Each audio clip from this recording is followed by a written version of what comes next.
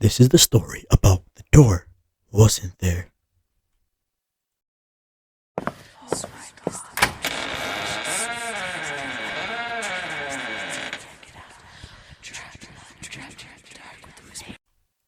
When the landlord gave Emma a tour of her new apartment, she immediately noticed something odd. The layout was charming. A small kitchen, a cozy living room with large windows, and a narrow hallway leading to a single bedroom. But it was the wall in the hallway, completely blank, undormaned, and untouched, that caught her attention. "Is there supposed to be a closet here?" she asked, pointing at it. The landlord, a gaunt man in his 60s, gave her a brief, unreadable smile. No closet, just a wall. Emma let it go. After all, the rent was unbeatable, and the location in Boston's historical North End was idle. She moved in the next week with nothing more than a bed, few boxes, and her cat Mizzo. But she never stopped noticing the wall. 3 weeks passed. Emma settled into her new job, spending weekends exploring coffee shops, and even hosted a friend or two. Miso was happy. Until he wasn't. You see, around the 4 weeks, Miso started acting strangely. She'd sit in that hallway, facing the blank wall, tail twitching. Her ears would flatten, her fur would bristle, and she would let out a low, guttural growl. Emma tried to laugh it off. "You're weird," she told the cat, scooping her up. "There's nothing there." But even as she said it, she felt something, an uncomfortable awareness, like someone standing just behind her. Then came the dreams. The first dream was simple. She stood in the hallway, barefoot, the apartment bathed in soft moonlight. The wall in front of her had changed. It was now a door. It was tall, made of dark wood, with a brace handle. No marking, no sound, just the presence of the door. Impossibly real and imposing. She reached out for the handle and woke up. It happened again the next night, and the one after. Each time she got closer. On the fourth night, her fingers grazed the handle. It was ice cold. The next morning when she woke up, her hand felt numb and tingly, like frostbite. Emma told herself it was a coincidence, sleep paralysis maybe, but something about the dream lingered, heavy and unnatural. Then, on the 5th day, everything changed. Emma was brushing her teeth when Miso suddenly bottled from the hallway with a scream. Not a meow, a scream. The cat raced into the bedroom and hid under the bed, shaking. Emma turned slowly, toothbrush still in her mouth, and looked towards the hallway. Her heart dropped. There was a door. Right where the blank wall had always been. Not a trick of the light, not a hallucination, a real door. Dark wood, brace handle, just like in her dreams. She dropped the toothbrush into the sink. "No," she whispered. She rushed forward, hand trembling, and touched it. It was solid. Cold. She backed away slowly, took out her phone, called the landlord. "Hey, there's a door in my hallway now. Like, a door where there wasn't one before." Silence. Then, "It's back?" the landlord said quietly.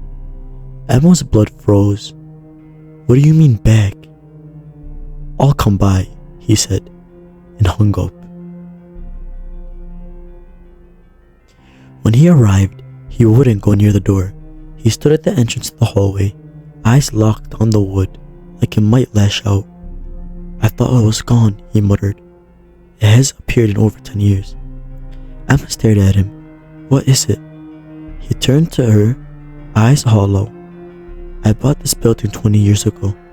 Every so often, in one of the units, that door appears. Never in the same place. Never at the same time. No one's ever been able to open it." "Have you tried?" He hesitated. "One tender did. 15 years ago. Young woman, artist. She started seeing the door in late dreams. Then one day, it was there. Just like this. She said it whispered to her. Said it wanted her to come in." Emma swallowed hard. "She went through it," the landlord continued. "Her boyfriend found the apartment empty the next day. No sign of her. No forced entry. Just gone. Police thought she ran off, but I knew. The door took her." Emma shivered. "I'd move," the landlord said simply. "Immediately." That night, Emma didn't sleep. She sat in the bed with Miso, who hasn't left her lap all evening. She could see the hallway from the bedroom, and the door at its end. It was closed, silent. But as the hours passed, she began to hear something. A knock.